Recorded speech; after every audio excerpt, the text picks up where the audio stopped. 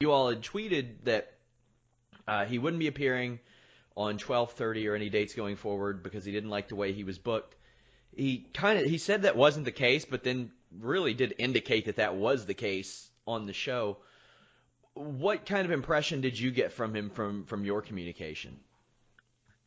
I mean, honestly, this all kind of came out of left field, to be honest. Like, he never made any indication that he was unhappy with anything. Like, honestly, he was like always super polite guy, like really laid back and chilled out and just, very like, I don't even know, like not soft spoken, but he never really questioned anything or said anything, and I had booked him for a ton of dates back in August. And, this is kind of how this whole ordeal started this week was, we announced his match for 12/30, and I got a text from him that said, "Hey, I never confirmed that date."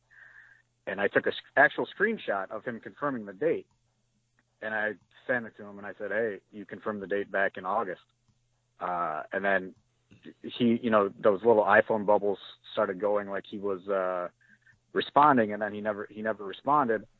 And then yesterday morning, I woke up and I had what I, consider a pretty rude text message of him just complaining of how he was booked and how he's been misused in AIW, and he does not want to come back, and I need to remove the advertisement right now.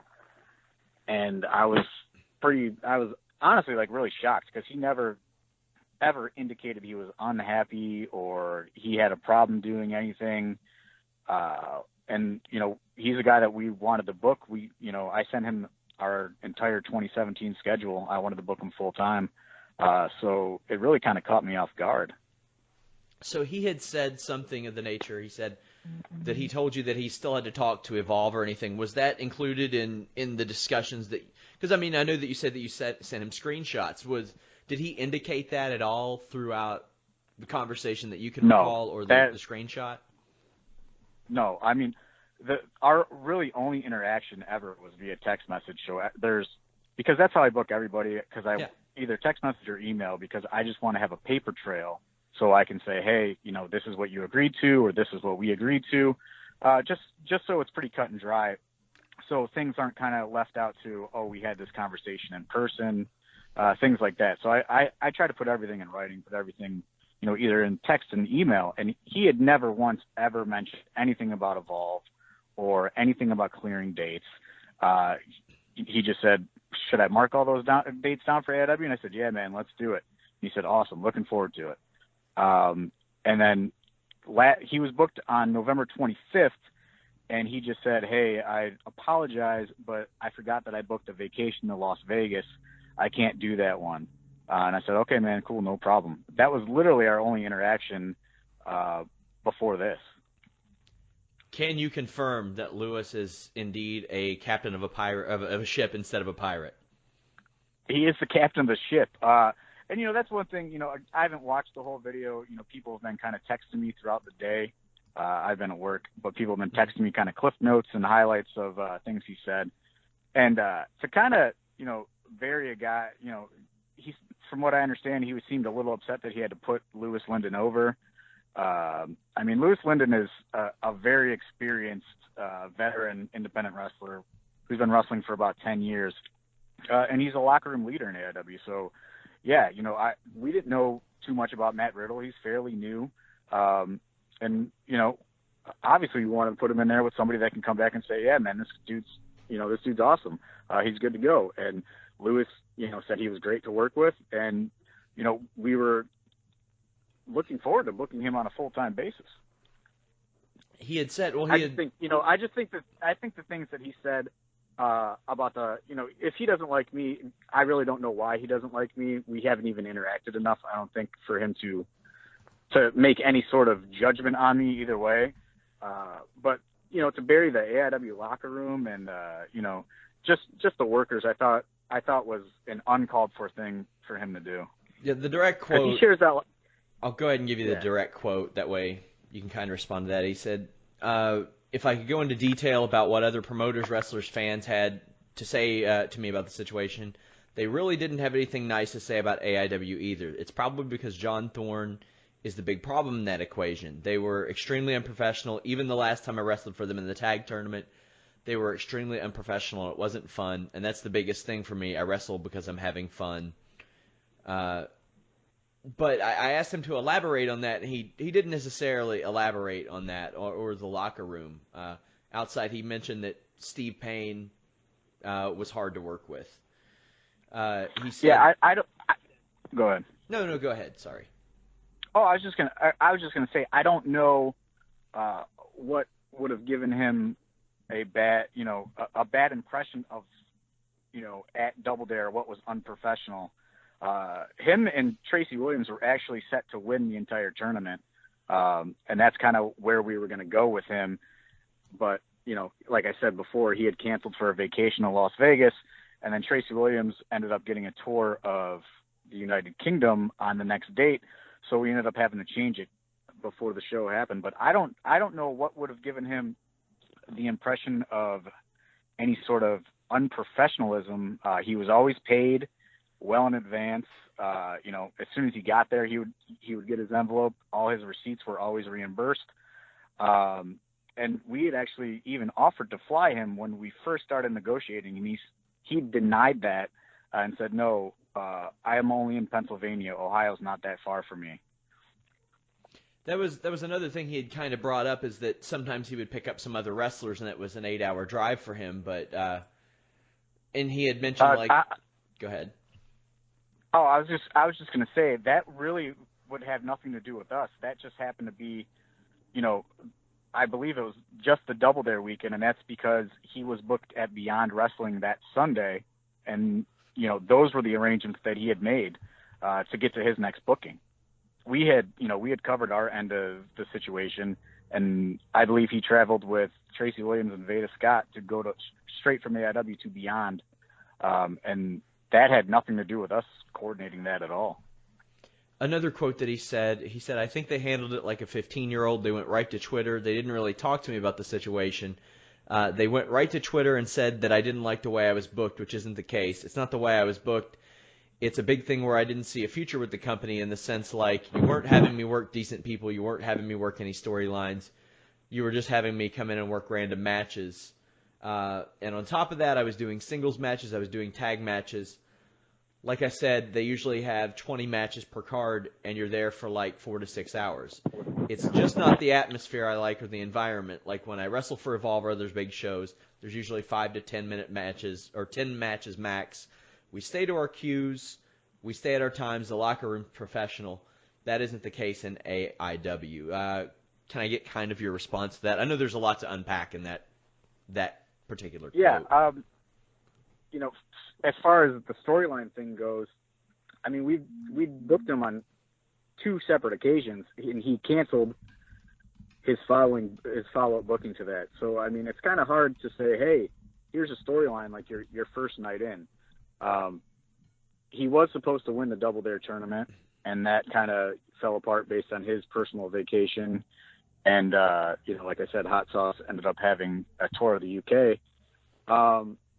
I don't think I've ever run a show that has 14 matches. I mean, I believe the 3 shows that he was on, one had 8 or 9 matches. The other one had 8 matches. And the second night of the Double Dare tournament may have had 10 matches, but he did not stay the entire event. He left to go to Beyond Wrestling as soon as Veda Scott was done wrestling, so they could hit the road.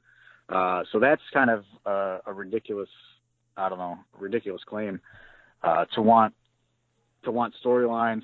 I personally thought that by putting him in there with people that were different styles than his was a way to help him kind of evolve as a wrestler, because he kind of wrestles the same style everywhere he wrestles, a singles match against someone, with a similar style.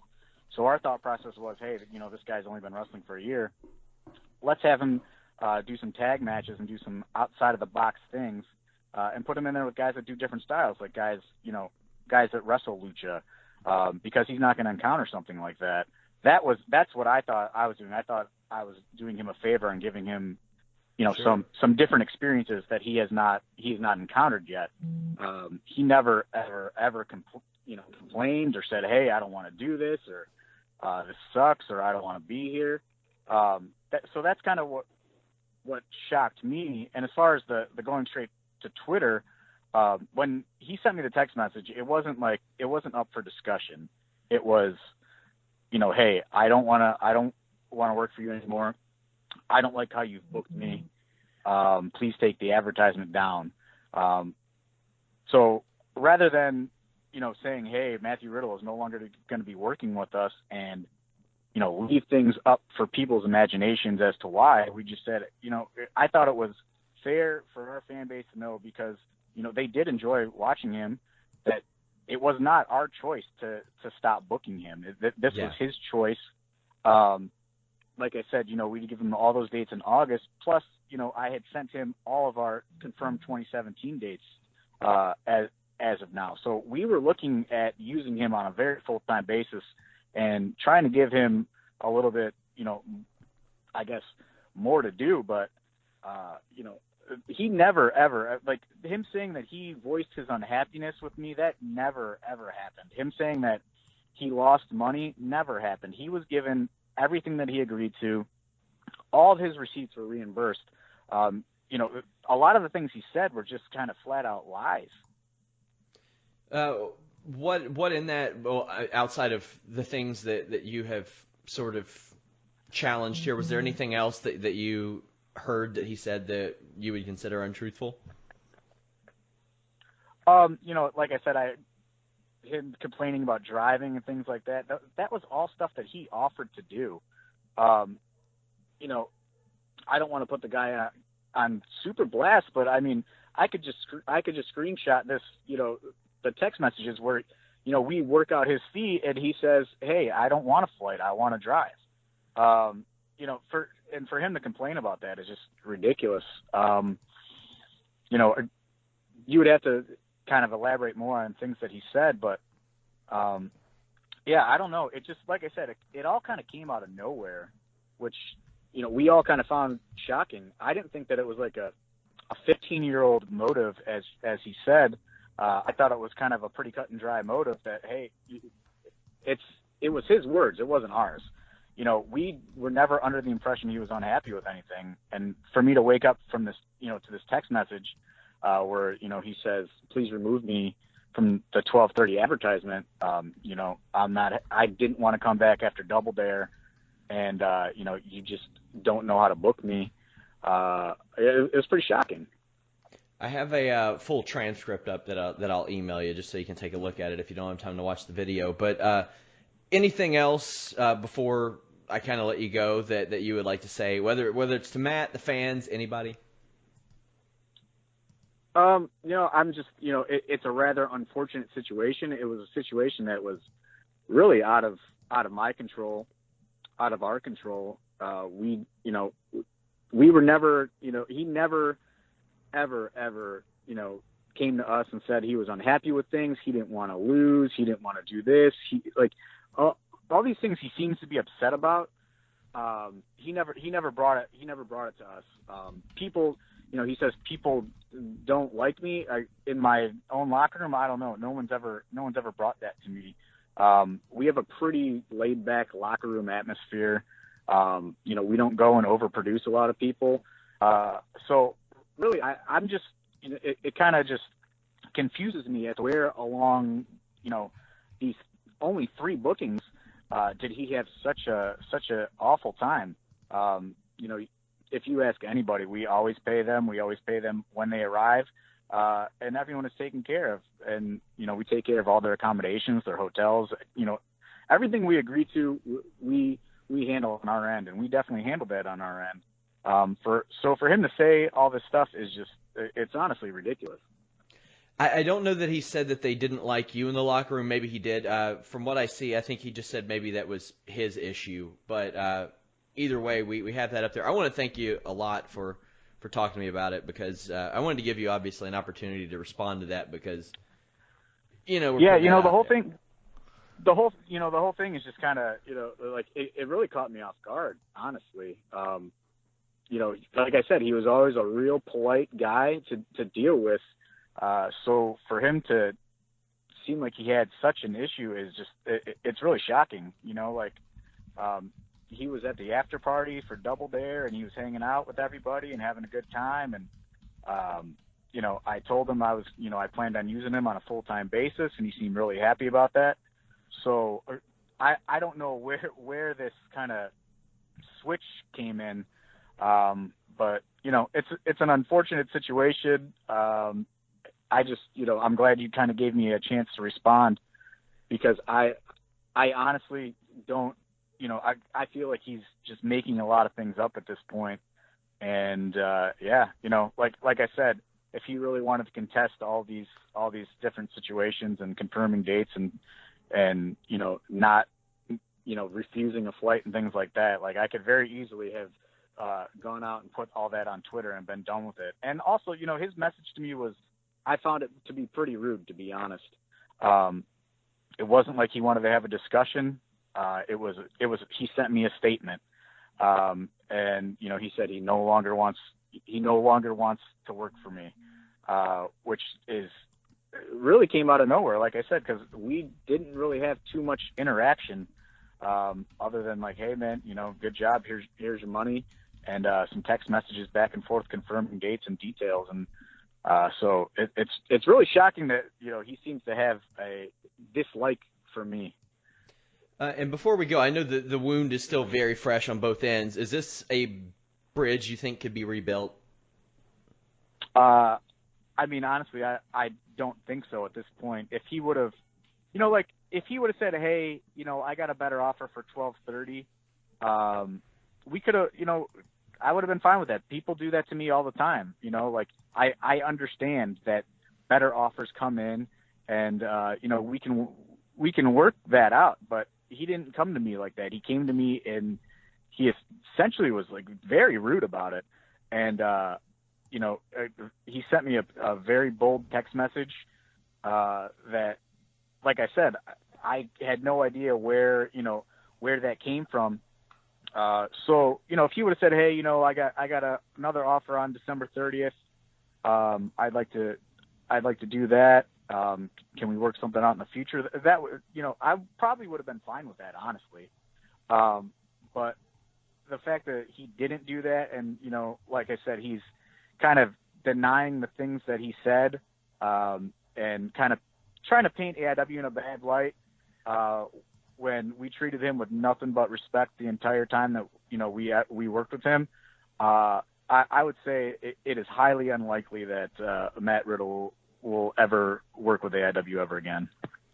John, I want to thank you so much for joining us. If there's anything else you ever need to get out, just don't hesitate to get a hold of me. And I appreciate you guys for giving me kind of a chance to respond to that interview. I'm going to probably watch it as soon as we get off the phone and finally get to the bottom of everything that he said. Because like I said, I just kind of got the cliff notes throughout the day. Sure.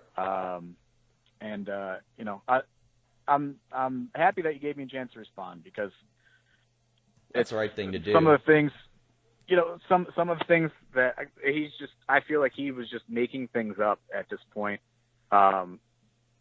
And, if he didn't want to do tag matches or work with lucha guys or whatever, he could have said that. I just wanted to give him somewhat of a different experience, because that's kind of what AIW is known for. We try to do different things than, everyone's booking the same people to do the same types of matches. We try to, do something unique. So we thought, hey, Matt Riddle and a tag team could be something different. Like Matt Riddle in a tag team wrestling some luchadors, that could be something different. I thought, that would give him a different experience than, what he's had thus far in his short career as a pro wrestler. But I guess he wasn't happy with that. But he never really mentioned it to me. So it's really all kind of shocking.